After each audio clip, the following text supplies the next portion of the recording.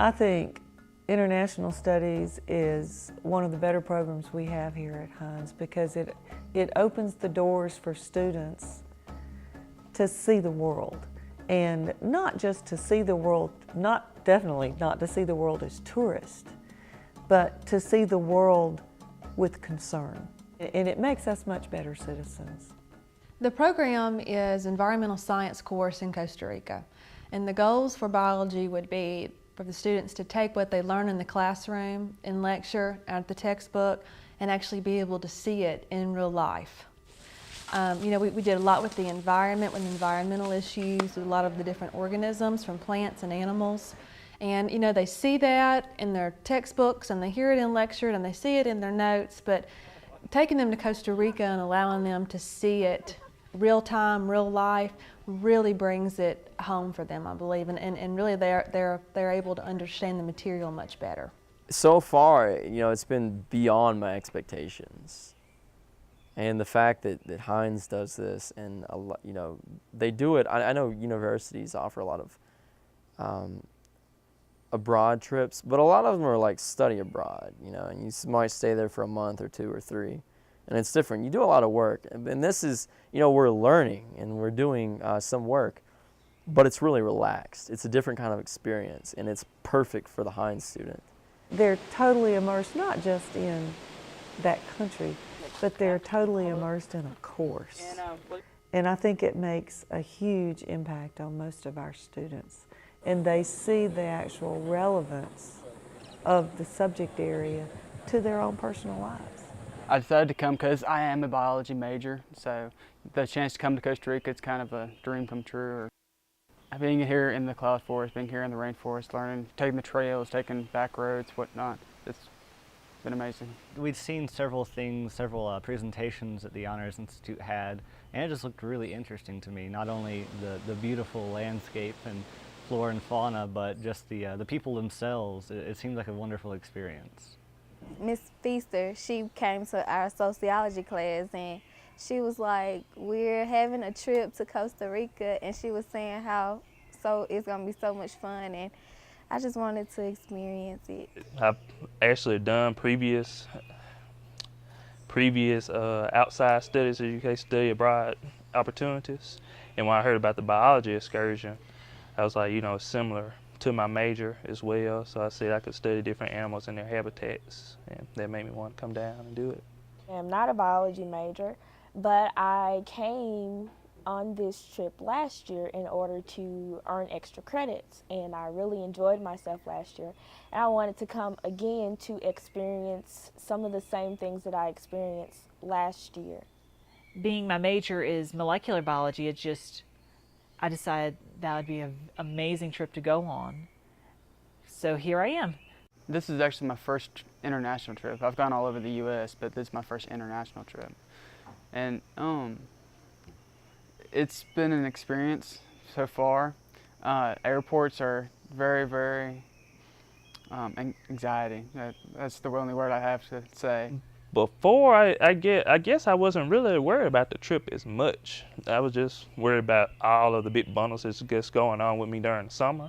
But I wasn't really worried about the trip at all. I was just ready to go, as you could say. I was nervous, really, just the thought of coming to Costa Rica, because this is really like my first international trip. And then like the whole airplane thing, that was my first time really just getting on the airplane. And then like my brothers and stuff, they was like, oh my God, you need to pray and make sure it don't crash. So I was really nervous about that. This is my first time ever flying, ever leaving the country. So this is a completely different experience for me. I've never been on an airplane before, so our flight out of Texas was my first airplane flight ever.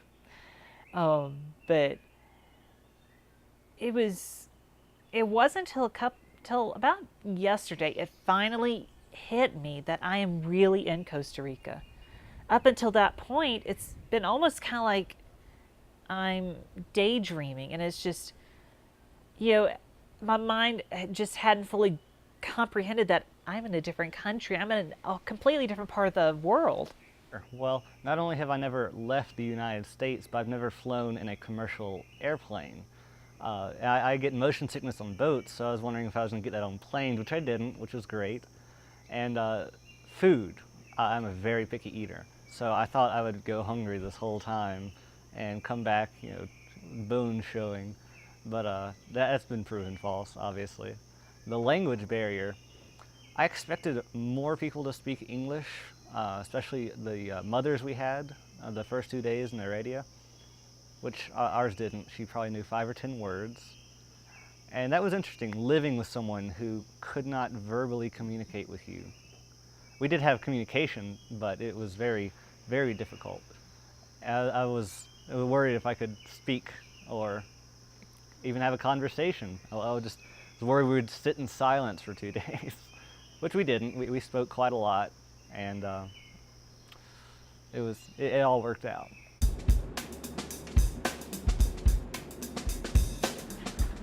The bus rides have been interesting to say the least. The traveling here is a big difference from back at home, of course. A lot of roads here are gravel, and that makes a pretty bumpy ride. You know, at home, you know, we had gravel driveways and stuff like that, so you're kind of used to it. But going for a long distance, you know, it gets kind of wears you out because you're going bumpity. So, I think the most interesting part was the banana crossing. Yeah. It's like they had this drawbridge of sorts, you know, that came down. And then all of a sudden, out of the fields, which looks like forest, but it's like a big, you know, banana field, trees. These bags of bananas start crossing. Like, what the heck is that? So then, you know, traffic stops in front of this thing, if there's any out there, and then they go, you know, they just cross to the factory, and these guys just slide them through and send them on their way, and the drawbridge goes back up, and people go on about their business. But it's just really neat. It's like, seriously, we're stopping in the road for bananas, you know? But that's how it works. So it was different. It's cool.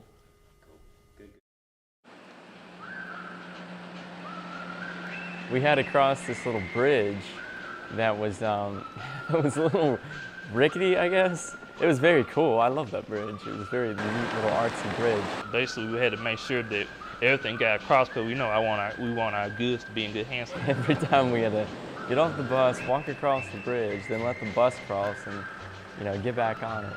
It's just something I've never experienced before, but I was thankful we got across.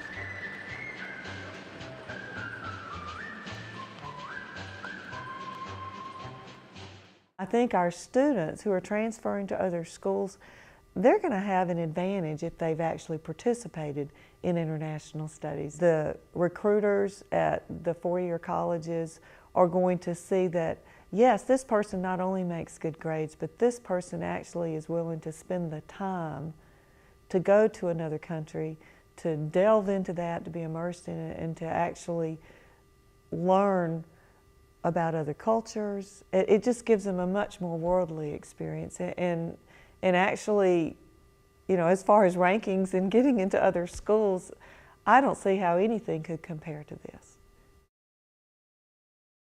This is something you need to experience. You have to experience Costa Rica, and you have to experience the biology side of Costa Rica as well as the arts and culture.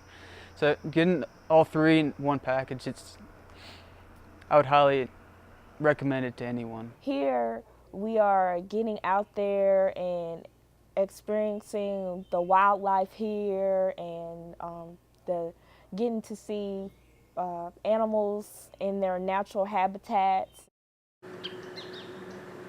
Course is environmental science, and it has similar objectives to the environmental science that we offer on campus. It pretty much is a better experience for me because I am hands-on mostly, and just, you know, if I'm not able to recognize the animal, you know, Miss Feaster comes up behind us and actually tells us what it is and what it does, and I'm actually able to retain that a little bit better than actually looking at a textbook at it, because usually I probably eventually forget that, but being right there with it, you know, it pretty much sticks with you.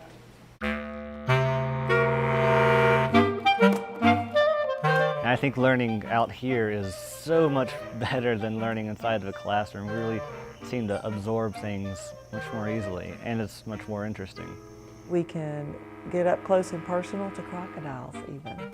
And where else can you do that unless you actually get in the water? Being able to see and touch all the all the different things in this environment is just, it's completely different from being able to just read about it. You know, seeing those pictures is very beautiful, but seeing it in person, it adds a whole new element to it. It allows you to experience other countries and other cultures and learn out of your own environment. And I think that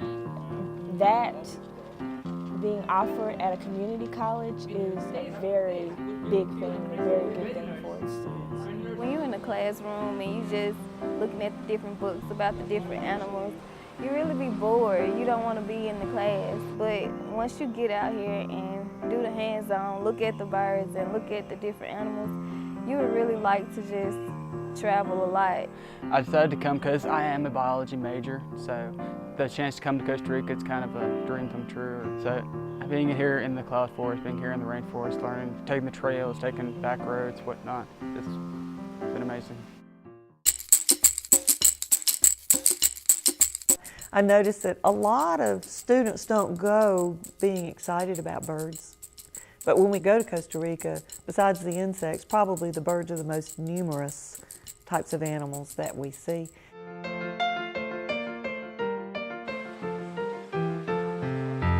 This was actually the first time I really got into bird watching.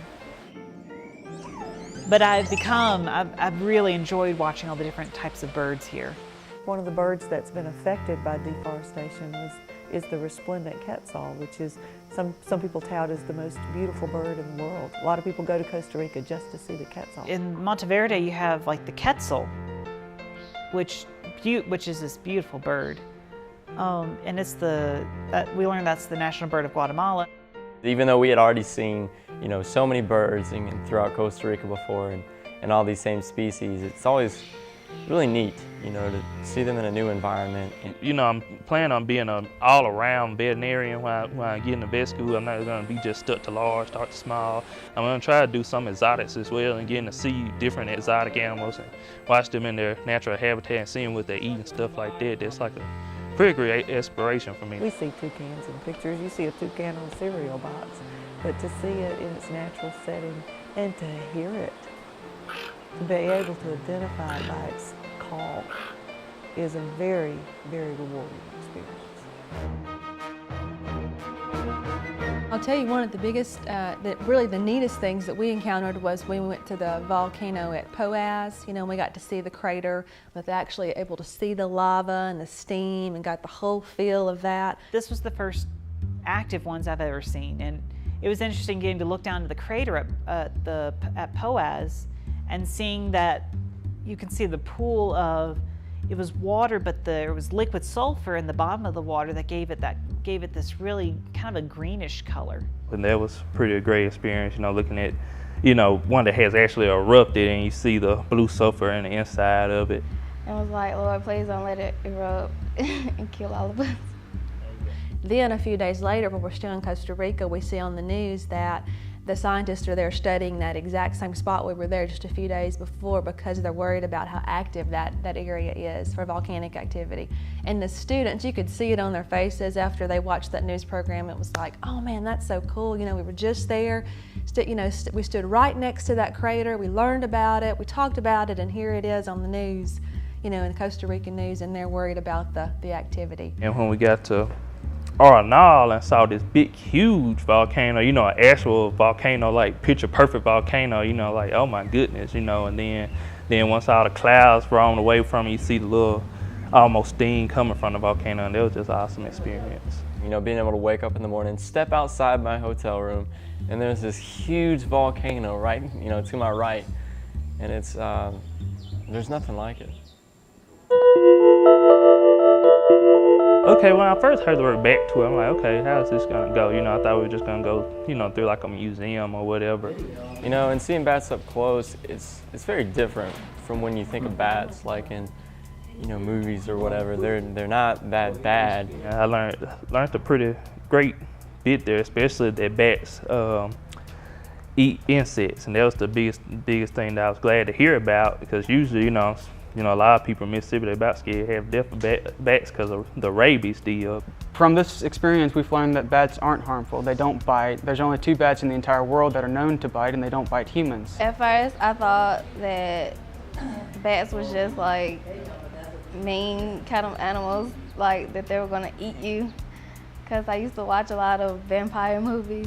Bats are weird looking. They have those scrunched up faces. They resemble like a pug. In the bat exhibit, we actually found out how useful they are to the environment. You know, without bats, we couldn't survive. They do help us as far as pollination, and they do help us as far as mosquitoes. And I was very surprised how much they helped us with mosquitoes. They'll fly around, eat the insects, and also at night, when they're doing what they do, they pollinate the area, like especially dispersing seeds when they eat them. And we also learned that, you know, they're facing large, you know, the possibility of large-scale extinction. Several species are, and that's something we should be very concerned about. We learned about the fungus that has been infecting the some of the smaller bats in America. And I had known about that before from, I've been on a backpacking trip to Sipsey Wilderness in Alabama. And all the caves there, there's like a sign saying you don't go in here because you're, while out on the trail, your boot could have stepped in this fungus and you could bring it into the cave where the bats live, and the fungus will kill the bats. This whole bat exhibit and some other times that we talked about bats, it made me aware of how important bats are to us. It's pretty cool, man.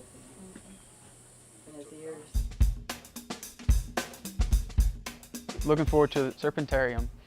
We like to live and breathe biology, and that enthusiasm can carry over into the students. Reptiles have always been a passion of mine, reptiles and fish.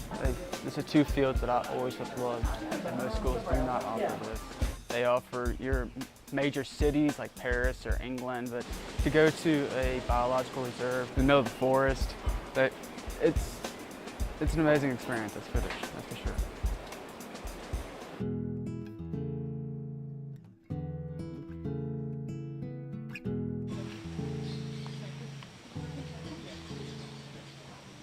I think for many of us, the first time we've seen a toucan, or the first time you see a sloth, the first time you see a monkey that's not in a zoo, that is so exciting.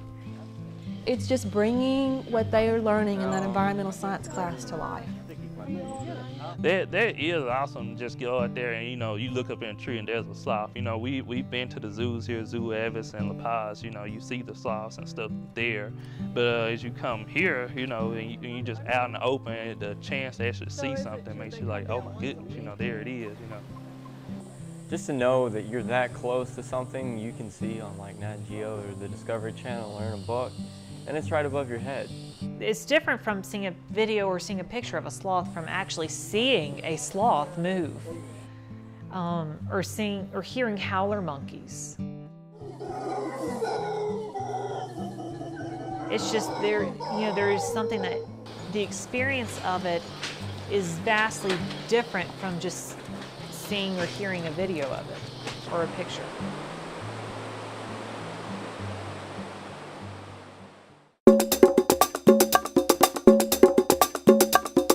Pepper tour was quite different, you know. Before I got there, I was like, so what's gonna go on with the pepper tour? They were like, you know, and they were like, oh, you gotta learn about, you know, different aspects of pepper, and especially the pepper that you put in your little grinder. We was like, oh, okay. Whenever we were saying pepper, the pepper farm, I assumed it was gonna be like chili peppers kind of thing. We looked at pepper and how it grows, and, you know, I saw that the pepper was a little bitty fruit at first before it's actually done through the process and stuff like that. It almost reminded me of some of the seed pods that we find at home. They gave us the opportunity. It was like, you can actually try the pepper. You know, you can bite into it. I bit into it. It was a great flavor, but, you know, it kind of warmed you up after a while. We also learned that this farm was helped set up by Earth University, and that they send their students out to try and promote the farmers to grow this kind of product, different products to help, I guess, increase the amount of stuff that can be grown in Costa Rica. That's not native to Costa Rica, but would do very well here. Please don't throw the shovel over your shoulder because it hurts somebody. The service project is taking your own resources and your own time to do something for the betterment of something else. The service projects adds a different aspect to the class in that the students are learning about environmental science, about environmental issues, while they're also putting that into action. I think it's important to participate in a service project just because most of those people, they really think that it's really important to help out. The service projects just add another learning aspect in that you see the needs of the environment in Costa Rica. You can compare those to the needs that we have in Mississippi. They're very different. In some ways they're similar. But the students are able to learn from that while they put that process in action. So I think the service project, while we're there on these trips, is really, really important as well. We are currently in this location. We are within the San Juan La Selva Biological Corridor. I'm not sure how familiar you guys are with biological corridors. It's kind of a conservation method, if you will, where people realized that they were preserving forests, but they were making them kind of islands instead of keeping them connected, so that the biodiversity, the animals, the wildlife could actually commute, if you will, from one forest to the other. So, in the hopes of connecting all these reserves in Costa Rica and throughout Central America and South America, the San Juan La Selva Biological Corridor is reforesting areas to make literally corridors of forests connecting the reserves in Costa Rica. The service project we did, I think it was like about 200 something trees. Planted two different types. It was horsewhip and Cedro Maria. One of the great things about it is because these trees grow so fast, really fast. You know, in a year, they're not little, but in 10 years, they're huge. And the purpose of this was to prevent erosion from the plants that was already there. They've already had planted some of the trees that the green macaws eat from. And so the whole point of this was basically for conservation and make sure that the natural animal habitat isn't disrupted as much, because there's a lot of deforestation going on, especially with the pineapple places, the banana places and stuff like that. So it was very, it felt good, going through and actually doing things to help replace what has been, missing. I know helping replant the area in Tarambina and getting to see the creatures there is just, it made it more personal.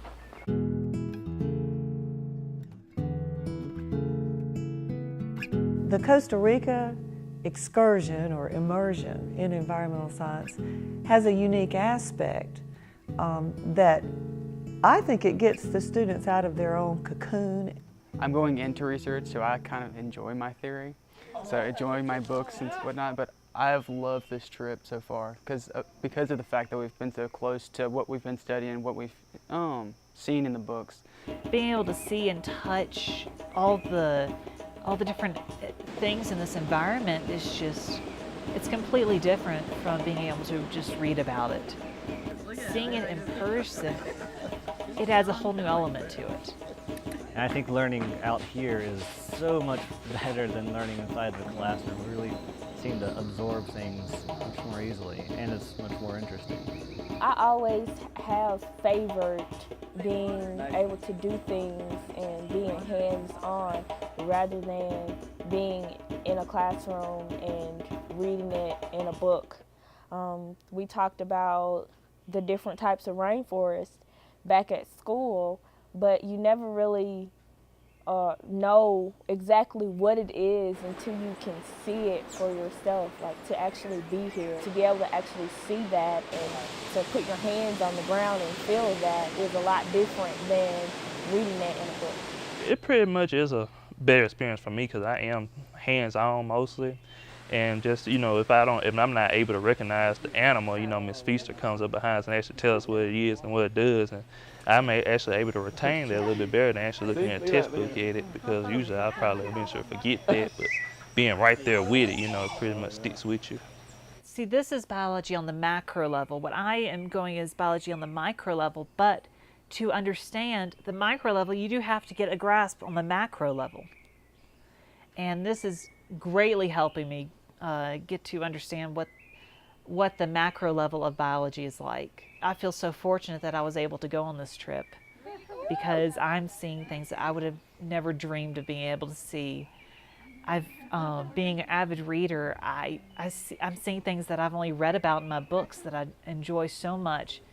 And I don't even have to imagine stuff whenever I read. I can clearly picture the stuff that I've seen. Ooh, look at those teeth!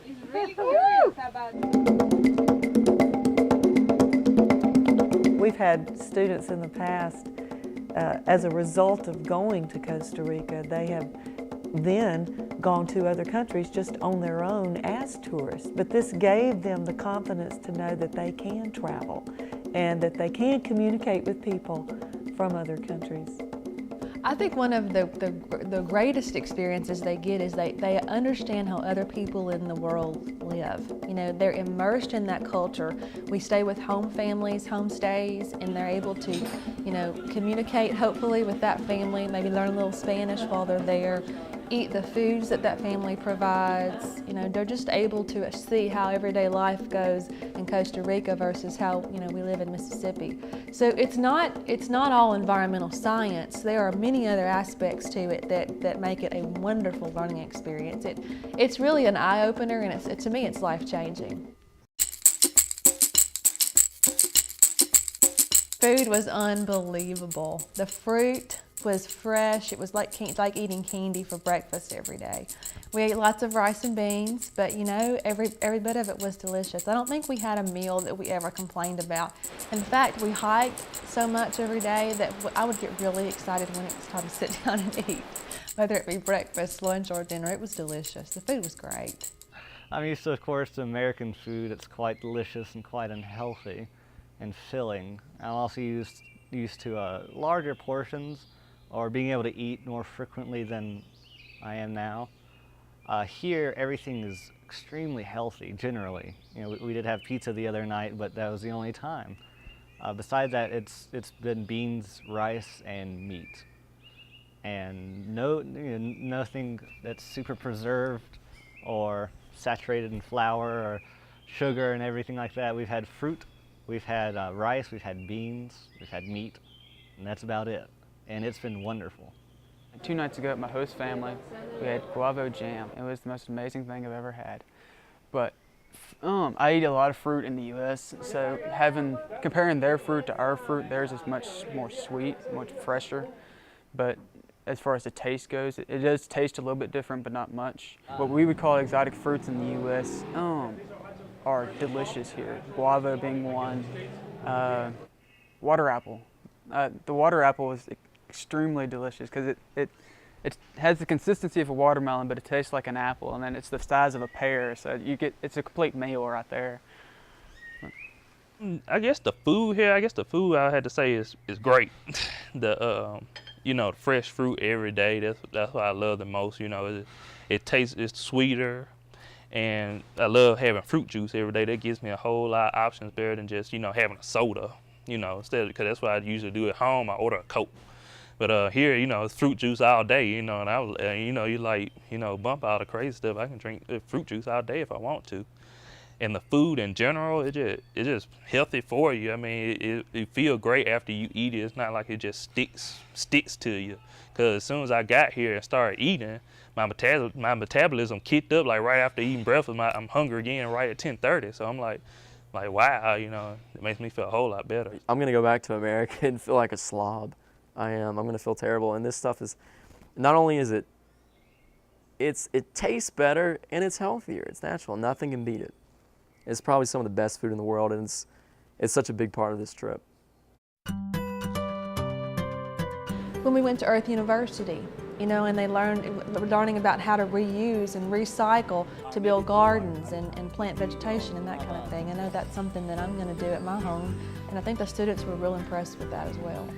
If you had to describe Earth University, you would say there's basically like an agricultural college with a business aspect behind it. It's a 4-year college. They train their students to take what they learn and actually go out and help different farmers with what they learned there. And they have students from all over the world, from tropical countries, from Mostly Central America, but also South America, Africa, Asia, the Middle East, any of the tropical areas.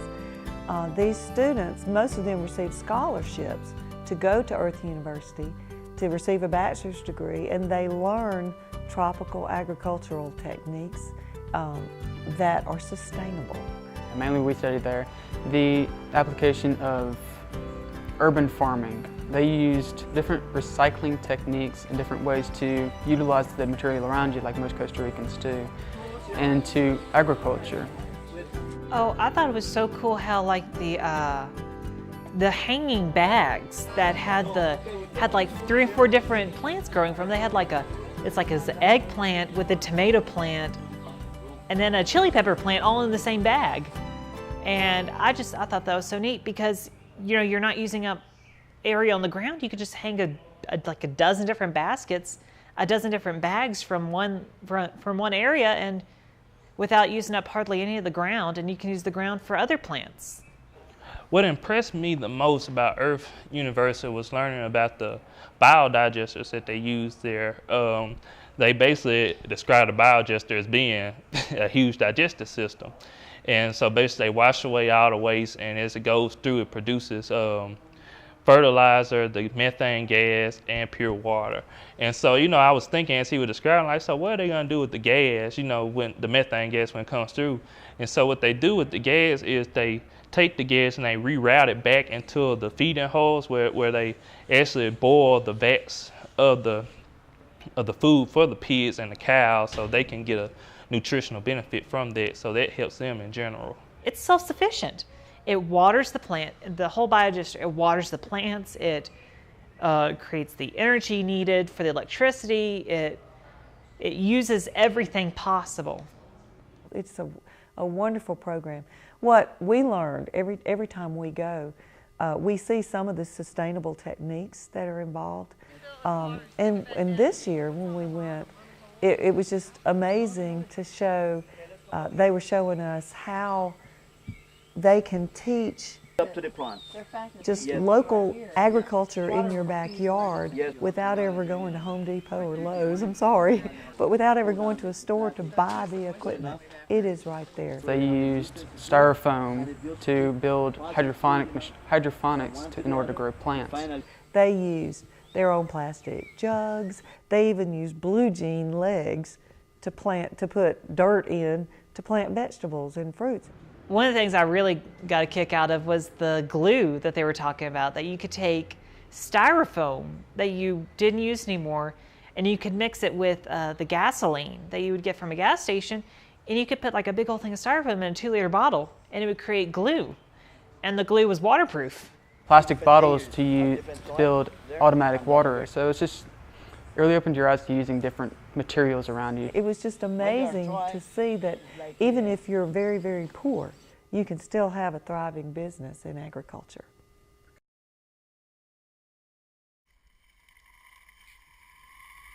The zip line here was very different. I've been on a zip line once before doing some high elements with the Honors Center here.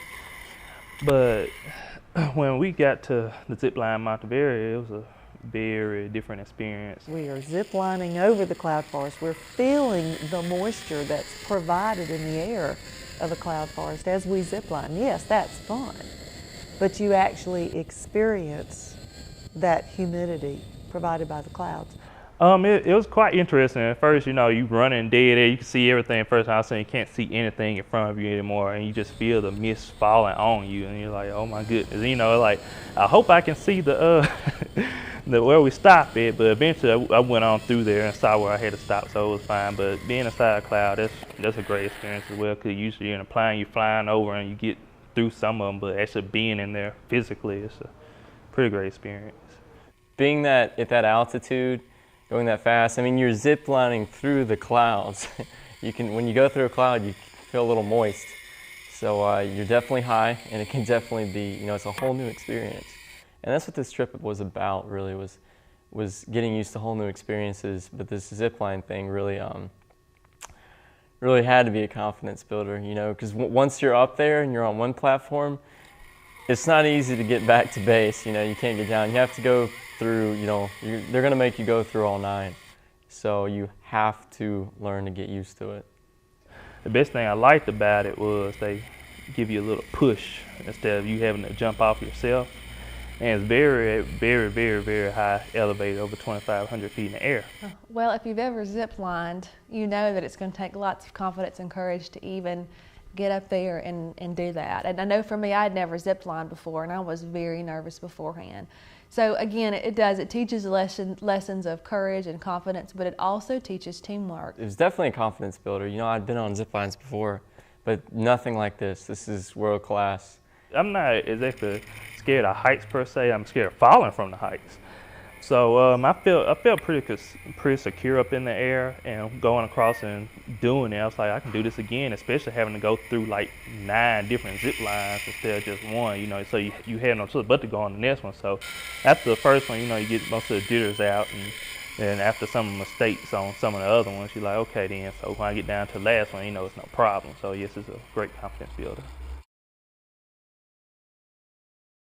I have found that the weeks that we spend in Costa Rica really help the students to bond, not just to enjoy each other's company, but especially to see how we are all different.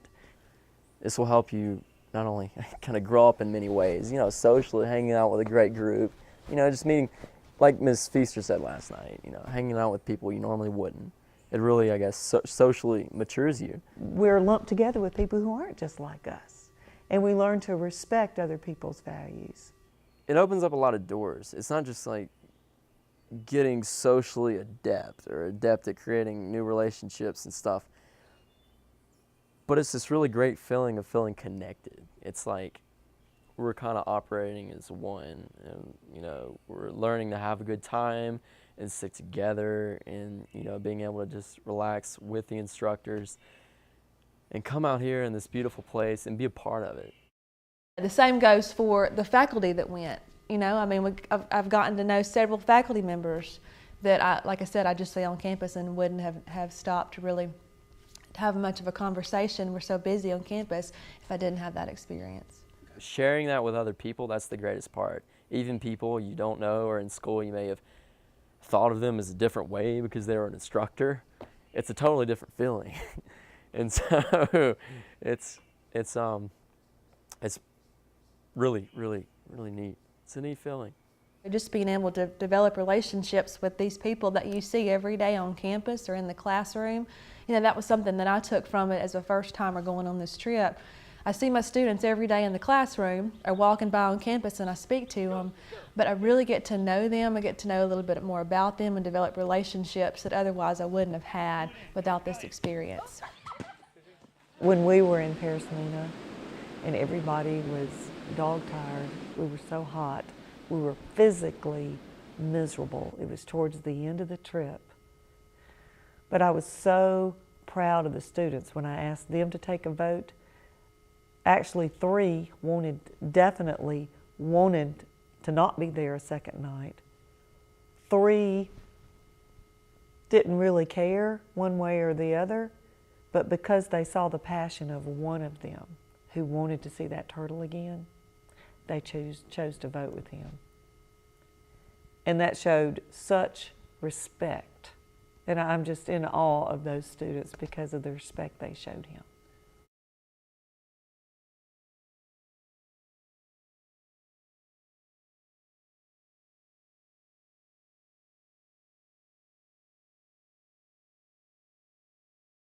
International studies has been one of the best things that I've participated in here at Hinds, because as faculty members, we get real sheltered in our own little departments. And when we are involved in international studies, 9 times out of 10, there's 2 or 3 classes going on at the same time. You know, I've been there in Costa Rica at the same time with art preparation, with social science, with Spanish. But we've been immersed with that at the same time as biology or environmental science. And it's helped us to see how other departments here on campus are addressing their particular issues and their needs. And it shows us that we can actually teach across the curriculum. It's most definitely created a stronger urge to learn. When we were in Mississippi, you don't pay attention to birds much. I mean, you see a red bird with a little stripe down its back, that's a red bird. You see a white bird with a blue spot on it, that's a blue bird, and that's not what it is. Here, you start to do the same thing, but by the end of the 12 days, you're seeing birds that, oh, that's a Montezuma orbipendulum, or that's a white striped bird flycatcher. So I mean, it's just an aspect of learning the different names of the birds, learning the different names of any of the animals, and it's an appreciation of just how much, once you learn it, how much you can more appreciate it. It taught me to not be selfish and to really just get out of my comfort zone. Teach me actually learn more, as per se. Like I said, coming out here, it teaches me a lot because at home I'm usually just looking through the books, just scanning through them enough to, know what I need to do to make an A on the test. But while, as you get here, you take it in, you can actually take it back home and look in the book. That's my greatest thing about it. Makes me want to study more, get more into it, a whole lot more than what I'm actually doing, and take it further within the future. I think, as a first-time teacher, this has made me want to be a better teacher. There's times in school I know where most people, they question whether or not they're doing the right major. And for me, that happens every once in a while.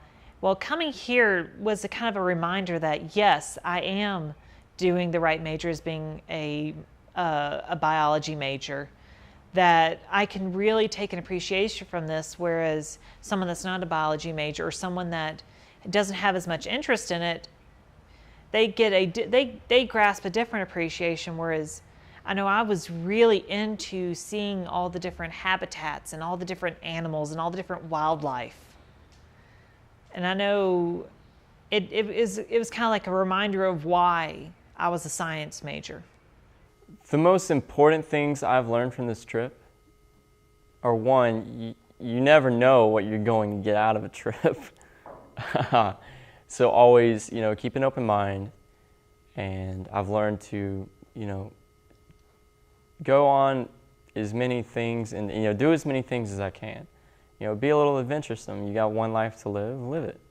It's learning things that you don't know exist, if that makes sense. You see Costa Rica on a map, and people go to Costa Rica on vacation and it's beautiful and they have a great time and all this.